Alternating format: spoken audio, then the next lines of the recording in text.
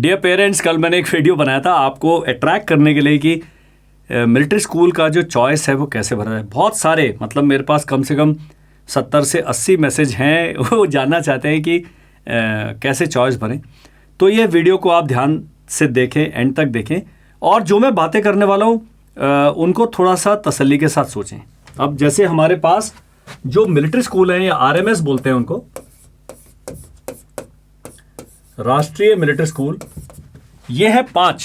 अब 5 में एक यहां बनाते हैं हिमाचल प्रदेश, यहां 2 बनाते हैं राजस्थान, और यहां पर 2 बनाते हैं कर्नाटक।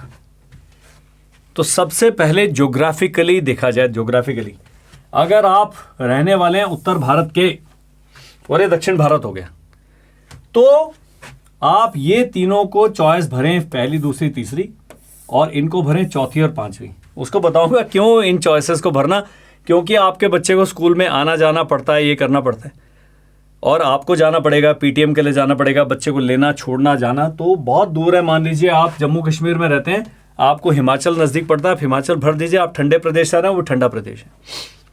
2-3 चीज़ें अपनी चॉइस को भरने से पहले ध्यान में रखें। मैं आपको लास्ट में अपने बच्चे को अगर मैंने भेजना होता तो मैं क्या चॉइस भरता वो भी बताऊंगा, क्योंकि मैं स्कूल्स को आपस में बहुत ज़्यादा कंपेयर नहीं कर रहा हूँ।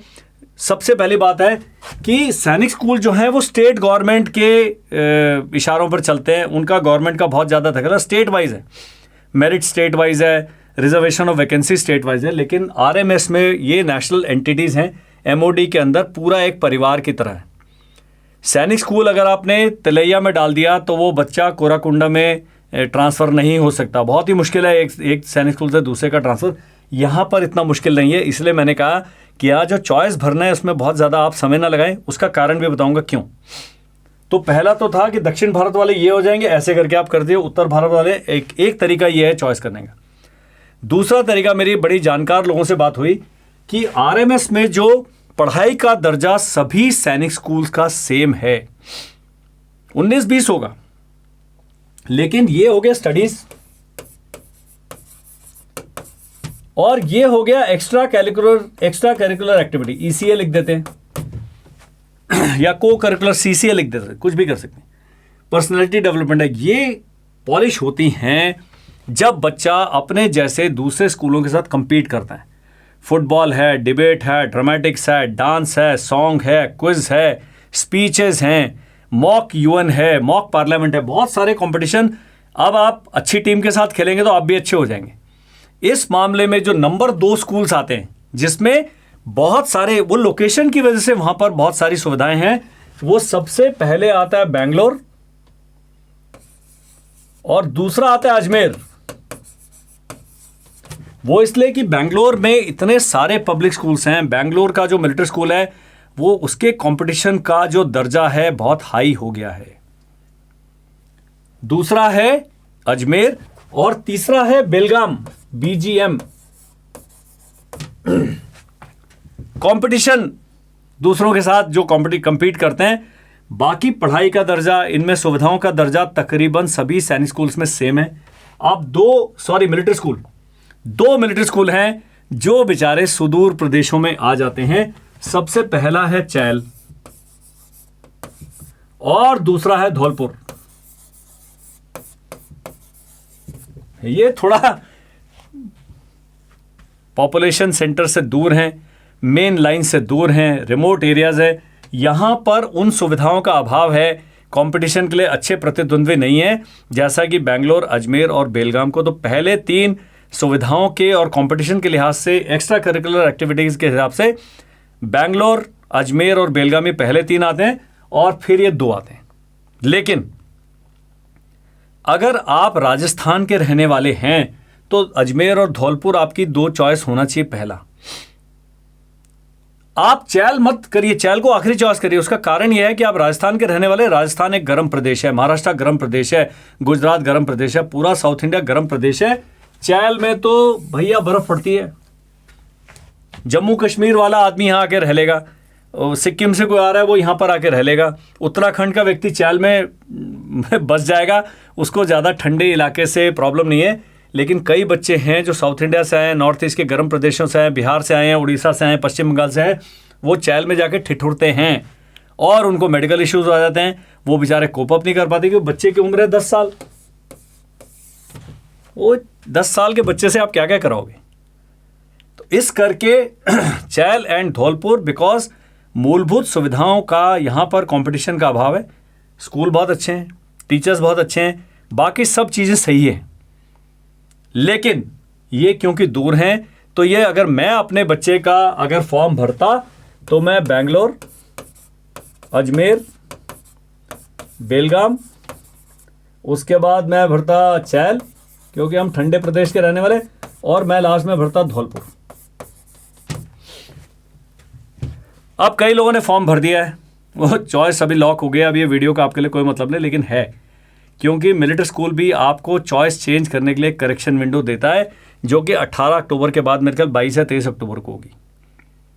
तो ये आपने ध्यान रखना है कि आप ये चॉइस चेंज कर सकते हैं, पॉइंट नंबर 1। पॉइंट नंबर 2, ये जानना है कि इनकी ट्रांसफर पॉलिसी क्या है। मैंने बताया वीडियो में,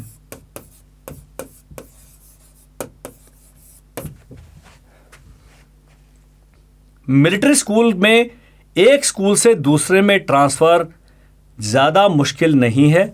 यदि आपका भाई बहन सगा सिबलिंग, ये नहीं कि चाचा जी का बेटा पढ़ रहा है, मामी जी की बेटी पढ़ रही है, गांव का एक लड़का पढ़ रहा है, ऐसे नहीं। अगर एक भाई या बहन एक किसी मिलिट्री स्कूल में पढ़ रहा है तो और दूसरे का नंबर किसी उसमें आ गया दूसरे में, तो उसको आप चेंज के लिए अप्लाई कर सकते हैं। और इनका सभी क्लासेस में होता है। सैनिक स्कूल और मिलिट्री स्कूल का जो चेंज है, इसमें बहुत बड़ा अंतर यह है कि सैनिक स्कूल में चेंज ऑफ क्लास या चेंज ऑफ स्कूल केवल क्लास 7th में संभव है। मिलिट्री स्कूल में आप किसी भी क्लास में चेंज ले सकते हैं। अभी भी अगर आप नोटिफिकेशन पढ़ेंगे तो हर साल 15 फरवरी से पहले आपने एप्लीकेशन दे देना है और चेंज के लिए अप्लाई कर देना है। यदि आप सोल्जर हैं और कहीं किसी नॉर्थ इंडिया में तैनात है और साउथ इंडिया के रहने वाले हैं, और आपका बच्चा चैल चला गया और आप रिटायर हो गए और आप साउथ में चले गए और आप कहते हैं जी बेंगलोर में मेरे बच्चे को चेंज कर दिया जाए, तो आपके निवास की स्थिति, और आप कहोगे मैं बहुत गरीब हूँ, मेरे आय के इतने साधन ही नहीं हैं, और मेरे बच्चे को आपने ट्रांसफ़र कर देना है मेरे घर के नज़दीक ताकि हमारा आने जाने का खर्चा थोड़ा बच जाए, तब भी ये केस भी कंसिडर किया जा सकता है। और तीसरा है मेडिकल।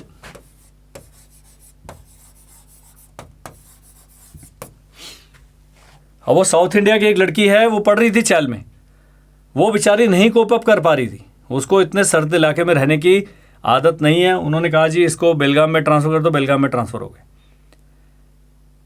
और अब आप करेंगे, हम बोलते हैं इंग्लिश में एक कहावत है, मैन प्रपोजेस गॉड डिस्पोजेस। आदमी बोलता है कि भाई ये करो, लेकिन भगवान कहता है भाई ये मैं करूंगा। यहां पर मिलिट्री स्कूल में कैंडिडेट प्रपोज कर रहा है और ministry of defence, army headquarters ये डिस्पोज कर रहे हैं। आपने कोई भी चॉइस भर दी है, आपका मेरिट के हिसाब से ही स्कूल्स का अलॉटमेंट होगा। मान लीजिए आपने बेंगलोर फर्स्ट चॉइस भरा और आपके शेयर के 150 में से आए 110, और बेंगलोर में एप्लीकेंट जो थे नंबर 1 चॉइस वाले, उनके आए 140 से लेकर 130 लास्ट गया कट ऑफ। तो फर्स्ट चॉइस बेंगलोर भरने के बाद भी इनको सेकंड चॉइस या थर्ड चॉइस मिलेगा। तो ये जो चॉइस भर रहे हैं इसका बहुत ज़्यादा असर नहीं पड़ेगा। आपके शेर या शेरनी भी अभी आगे हैं, हमारी लड़कियां भी आगे हैं, उनकी परफॉर्मेंस से असर पड़ेगा कि उनको क्या चॉइस मिलती है। तो हर बच्चे को होना चाहिए, अगर मैं फर्स्ट चॉइस चाहता हूं तो मुझे बहुत ज़्यादा नंबर लाने पड़ेंगे। कल मैं बनाऊंगा वीडियो, अभी आपको एक और मैं गुंडी छोड़ के जा रहा हूं कि कल जो मैं वीडियो बनाऊंगा उसमें कट ऑफ मार्क्स के बारे में डिस्कस करूंगा कि कितने कट ऑफ लेके आने, इंटरव्यू क्या होगा, रिजर्वेशन पॉलिसी के बारे में बताएंगे, ये ट्रांसफ़र पॉलिसी को और एक्सप्लेन करेंगे। तो मैंने आपको बताया कि अगर मैं अपने बेटे का 5 चॉइस भरता, इस तरीके से भरता, लेकिन इसमें 2-3 चीज़ें आपने ध्यान रखनी है। शुरू में आप चॉइस भर रहे हैं लेकिन उस चॉइस का कोई मतलब नहीं रह जाता, क्योंकि शुरू से लेकर लास्ट तक एक लाइन खींचेगी, वहाँ पर बैंड बन जाएंगे। तो आपने अगर फर्स्ट चॉइस बेंगलोर भरा है तो फिर अगर बेंगलोर में मान लीजिए 100 सीटें हैं और लास्ट वाला जिसने, और कम से कम 5000 बच्चों ने बेंगलोर को फर्स्ट चॉइस भरा है जो सेलेक्ट हो गए, तो इसमें जो पहले 100 हैं उनको मिलेगा उनका चॉइस, बाकी वो सेकंड चॉइस पर आ जाएंगे, थर्ड चॉइस पर आ जाएंगे। इस प्रकार से तो इस प्रकार मैंने बताया कहाँ आप रहते हैं, क्या आपकी आय के साधन है, क्या संसाधन है, इन चीज़ों का ध्यान रखना है। इसी में हम एक और चीज़ कर देते हैं।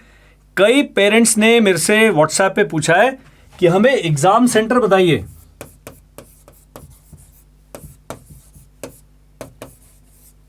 और मिलिट्री हॉस्पिटल बताइए। जब आप फॉर्म भरते हैं एग्जाम सेंटर्स खुल जाएंगे, एकदम से कोई भी बटन फास्टेस्ट फिंगर फर्स्ट, ये केबीसी नहीं चल रहा है। आप एक दिन देखिए, अगले दिन फॉर्म भर दो, लॉगिन आईडी से दोबारा लॉगिन कर लो, पहले स्टडी कर लो, नोट कर लो, एक वाइफ को साथ बिठाएं या बच्चे को साथ बिठाएं, बोलो बेटा नोट करो। मैं भी कर सकता हूं, लेकिन मैं क्या क्या करूंगा ये बताइए। तो आपने क्या करना है, आपने एग्जाम सेंटर को स्टडी कर लेना है। अब 3 सेंटर भरते हैं, तो अपना यहाँ पर, मैं यहाँ रहता हूँ देहरादून में, और मेरे 100 किलोमीटर के अंदर ये 3 सेंटर आ रहे हैं। तो गुरुजी ऐसे कर दो ना, आप रहते टिम्बकटू में हैं और वहाँ पर 200 किलोमीटर तक कोई सेंटर नहीं, तो फिर आपको चूज करना पड़ेगा। अब एक भाई साहब का मेरे को आया कि मैं हरियाणा का रहने वाला हूं और इस समय हैदराबाद में रह रहा हूं। तो भैया आप हैदराबाद के नज़दीक वाला एग्जाम सेंटर और मिलिट्री हॉस्पिटल चूज करें। आप किस स्टेट को बिलोंग करते हैं, मिलिट्री स्कूल के फॉर्म से उसका कोई भी लेना देना नहीं है। इंटरव्यू के लिए आपको पक्का उसी मिलिट्री स्कूल में जाना पड़ेगा, लेकिन उससे पहले जो आपका मेडिकल है और जो आपका ये सब चीज़ें हैं वो आपने चूज करना है जो आपके निवास स्थान के नज़दीक है। कोई भी डॉक्यूमेंट नहीं चाहिए, लेकिन इसके नोटिफिकेशन में दिया है जो इंपॉर्टेंट डॉक्यूमेंट चाहिए, कास्ट सर्टिफिकेट चाहिए, आपका आय का प्रमाण पत्र चाहिए, उसके बारे में काफ़ी बातें हो चुकी हैं, तो वो आप बाद में बनवा लीजिएगा, क्योंकि वो एडमिशन के टाइम पे चाहिए। अभी फॉर्म भरते समय आधार नंबर चाहिए, ईमेल आईडी चाहिए और आपका मोबाइल नंबर चाहिए। उसके अलावा बच्चे की फ़ोटो, सिग्नेचर, इन चीज़ों के अलावा और कुछ भी नहीं है। कई लेडीज़ का सवाल आया कि हम सिंगल मदर हैं, किसी कारण से हस्बैंड नहीं है साथ में, डिवोर्स हो गया, सेपरेशन हो गया। तो जब मैंने एक प्रिंसिपल सर से बात की, तो डेट ऑफ बर्थ सर्टिफिकेट में अगर बच्चे के पिता का नाम है तो पिता के नाम में फॉर्म में वही लिखें। लेकिन कईयों का है कि नहीं जी पिता का नाम उन्हें हटा दिया कर दिया, तो माता और पिता में दोनों में ही अपना नाम लिख दें। ये प्रिंसिपल साहब द्वारा दी गई जानकारी है, क्योंकि कंप्यूटर में कोई भी फॉर्म का फील्ड है जो मैंडेटरी है उसको ब्लैंक नहीं छोड़ सकते। तो ये चीज़ें हैं जिन पर आपने तवज्जो देना ज़रूरी है। दोबारा से बताता हूँ, लड़कियां केवल क्लास 6 के लिए अप्लाई कर सकते हैं, मिलिट्री स्कूल में क्लास 9 के लिए अप्लाई नहीं कर सकती हैं। जब आगे वीडियो बनेंगे, आगे वीडियो में हम इस विषय पर और भी बातचीत करेंगे, जो मैंने कल के वीडियो में बताया था कि किस प्रकार से करें मिलिट्री स्कूल का सीनियरिटी डिसाइड। मुझे उम्मीद है कि इस वीडियो को देखने के बाद आपको सब कुछ क्लियर हो गया होगा। अगर क्लैरिटी नहीं है, फिर मैं वापस पंगा ले रहा हूँ आपसे। ये मैं नंबर दे भी रहा हूँ और आपको बता भी रहा हूँ, इस नंबर का आपने कुछ नहीं करना है, इस पर केवल व्हाट्सएप करना भैया। और वो लोग जो गलती से वीडियो देख रहे हैं, जिनको सैनिक स्कूल के बारे में, मिलिट्री स्कूल के बारे में कोई आइडिया नहीं है, वो खाली लिख दें। तो मैंने एक पीडीएफ बनाया, उस पीडीएफ में कम से कम 25-30 वीडियोस के लिंक्स हैं। आपको मैं पीडीएफ भेज दूंगा, सारी चीज़ें जो वीडियोस हैं सबके लिंक्स वहाँ मिल जाएंगे आपको एक जगह पर। ये कर लीजिए। हमारा अभी जो अगला बैच है वो अक्टूबर को शुरू हो जाएगा। इसके लिए तो सैनिक स्कूल के लिए हम 3 महीने का बैच भी था, अक्टूबर, नवंबर, दिसंबर। लेकिन मिलिट्री स्कूल का जो एग्ज़ाम है 2nd या 3rd वीक ऑफ दिसंबर में हो जाएगा, तो उसके लिए ज़्यादा समय नहीं है। तो अगर आप चाहते हैं इसके बारे में गाइडेंस लेना, कोचिंग लेना, हमारी ऐप पर फ्री कोर्स भी अवेलेबल है, पेमेंट कोर्स भी अवेलेबल है, और बहुत शीघ्र ही हमारी क्वेश्चन पेपर सीरीज़ भी आ जाएगी। जब आपके लिए इतना भला कर रहे हैं, हम थोड़ा अपना प्रमोशन भी कर लें। तो इस पर आपने क्या करना है, मैडम, सर, अंकल, आंटी, भाई साहब, बहन जी, आपने व्हाट्सएप करना है। अपनी समस्या वैसे लिख दीजिए। कई लेडीज़ हैं, कई जेंटलमैन हैं, उनको टाइप करने में प्रॉब्लम होती है, वॉइस नोट बना के भेजते हैं, सर मेरे को इसके बारे में जानकारी दे, पक्का दूंगा। मैंने कोई मना नहीं किया आपको जानकारी देने से, बिल्कुल। मेरे को तो बहुत अच्छा लगता है कोई भी व्यक्ति मेरे से संपर्क करे। कॉल लेना संभव नहीं है, वो मैं आपको बताता हूँ। आधा टाइम मैं ड्राइव कर रहा हूँ, तो आधा टाइम आपके लिए रिसर्च कर रहा हूँ, किसी न किसी से बात कर रहा हूँ। तो जो ऑफिशियल फ़ोन है, जो ये नंबर है मेरे पास होता है, तो सारे जो आपके मैसेज है मेरे पास आते हैं। ये चीज़ आपने ध्यान रखना है। That is all in this video. इस वीडियो को पक्का हमारे चैनल को, अगर आपका बच्चा सैनिक स्कूल, मिलिट्री स्कूल, आगे एनडीए तक के आपके विचार है, चैनल सब्सक्राइब कर लो। अभी मैं थोड़ी सी साइकोलॉजिकल वीडियो बनाऊंगा, मेरा बच्चा सोता नहीं है, पढ़ता नहीं है, अंगूठा चूसता है, बोलता नहीं है, ये सब भी अभी मैं लाने वाला हूँ। भाई थोड़ा हमने भी रिटायर्ड होके कोई काम तो करना है। तो अगर आपके पास ऐसी समस्याएं हैं, आपका बच्चा मोबाइल फ़ोन नहीं छोड़ता है, आपका बच्चा ये नहीं करता है, इन सब समस्याओं के समाधान भी मैं रिसर्च करके आपके लिए लेके आऊँगा। तो हमारा चैनल अभी हम काफ़ी उसको पॉपुलर करने वाले हैं। सब्सक्राइब करके बने रहे, सब्सक्राइब करने के कोई पैसे नहीं है। आपको लगता है कि इस वीडियो को किसी अपने मित्र के साथ शेयर करना है तो पक्का करना है, इससे ज़्यादा मैं और कोई अपील नहीं करता। लेकिन क्योंकि मिलिट्री स्कूल में शहीदों के बच्चों की ट्यूशन फीस बिल्कुल नहीं है, इसके रिजर्वेशन पॉलिसी के बारे में कल दोबारा से एक वीडियो बना के पूरा एक्सप्लेन करूंगा कैसे होता है, कितनी सीटें होती हैं। तो उसके लिए उन लोगों के साथ पक्का शेयर करें ताकि किसी एलिजिबल आदमी या महिला के पास ये वीडियो पहुंचे और वो अपने बच्चे के करियर के बारे में सही डिसीजन ले पाए। That is all in this video. Thank you, bye bye and जय हिंद।